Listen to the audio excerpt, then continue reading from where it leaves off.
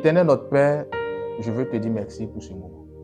Je veux bénir ton Saint-Nom pour cet autre numéro de dévotion matinale. Nous avons eu l'habitude de nous retrouver chaque matin et écouter cette exhortation avant d'entamer la journée. Père de gloire, je prie que tu étendes ta main et qu'à travers cette exhortation, tu viennes parler au cœur de chacun. Fais de moi le vecteur fidèle de ce message. Et au-delà de ce message, mon Dieu, mon Père, je prie que tu prennes contrôle de nos journées respectives et que nos différentes journées soient le reflet de ta grâce. Que tu étendes ta main et que tu assistes ceux-là même qui iront au travail, que tu assistes ceux qui effectueront un voyage, que tu assistes chacun de nous à quelque niveau que ce soit.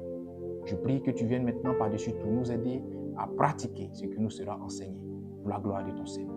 Béni sois-tu parce que tu le fais. Au nom de Jésus que j'ai prié. Amen. Je vous salue tous dans le nom puissant de Jésus-Christ. Très chers paroliers et parolières, bienvenue à notre dévotion matinale. L'intitulé de cette dévotion sera « Laisse les morts ensevelir les morts ». Matthieu le chapitre 8, versets 21 à 22. Dans ce passage que tu lis avec moi, un homme parmi les disciples du Seigneur lui demande la permission d'aller d'abord enterrer un parent décédé certainement, avant de venir le suivre. Et Jésus qui dit à cet homme de laisser les morts ensevelir les morts. Karl Marx pouvait dire que la religion est l'opium du peuple. Mais j'ai envie de dire que lorsqu'un peuple ne prend pas le temps de maîtriser les tenants et aboutissants de la religion qu'il veut embrasser, de la religion qu'il veut pratiquer, cette religion devient alors son opium. Voici un passage qui a détruit la vie de beaucoup de personnes. Parce que ce passage-là n'a pas été expliqué comme il faut et ce passage a été mal interprété. Si bien que bon nombre de chrétiens, au nom de ce passage, s'interdisent les funérailles.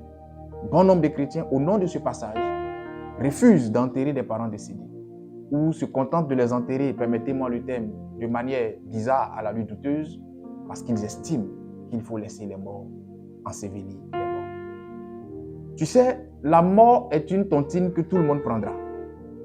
Que tu sois un homme de foi, que tu sois le descendant direct d'Abraham ou d'Élie, quel que soit ton degré de spiritualité ou de foi, tu seras frappé par la mort. Tu perdras soit un parent, ou toi-même tu mourras un jour. Face à la mort, il y a une attitude qu'il faut avoir. Face à la mort, il y a un comportement qu'il faut adopter. Je ne suis pas en train d'inciter quelqu'un à adorer les morts. Je ne suis pas en train d'inciter quelqu'un à faire des funérailles outre mesure. Mais lorsque tu perds un parent, au-delà de la douleur, il y a une attitude que tu dois avoir. Quelqu'un pouvait dire avoir la chance d'enterrer son père ou d'enterrer sa mère est une grâce. Et je suis d'accord avec cette personne. Lorsque tu perds un parent proche, au-delà de la douleur, tu as la chance d'enterrer cette personne. Veille à enterrer cette personne dignement. Parce que cela sera une manière pour toi de faire ton deuil. Et cela sera une manière pour toi d'atténuer ta douleur. Il faille qu'en tant qu'enfant de Dieu, vous puissiez comprendre ces choses-là. Et même quand vous aurez fini d'enterrer cette personne, n'allez pas toujours au cimetière, mais veillez une fois dans l'année, 2 fois dans l'année, à faire quand même un tour. Pour nettoyer la tombe de cette personne et maintenir la propriété autour de cette tombe. Le fait, ce n'est pas faire le culte d'un mort. Le fait, ce n'est pas adorer un mort. Le fait, c'est respecter la mémoire du défunt. Le fait, c'est respecter ce parent en question. Tôt ou tard, toi qui m'écoutes, tu connaîtras aussi ce passage. Tu mourras. Je ne suis pas en train de te maudire. Je ne suis pas en train de te souhaiter la mort, mais je te dis quelque chose qui est réel.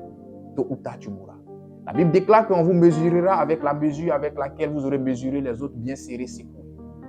Si tu enterres les autres d'une manière bizarre, on va aussi t'enterrer d'une manière bizarre. N'oublie pas que la vie de l'homme commence entre les mains de l'homme et s'achève entre les mains d'un autre homme. Enterrer un parent dignement, enterrer une connaissance dignement n'a rien de satanique. Bien au contraire, c'est une autre manière de pleurer cette personne, c'est une autre manière de faire son deuil. Je prie que le Seigneur nous donne la bonne compréhension des choses et que le Seigneur nous donne surtout la sagesse de comprendre ce message et de l'appliquer comme il se doit le moment venu.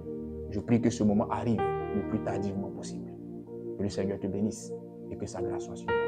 Dieu est bon en tout temps. Bonne journée à toi.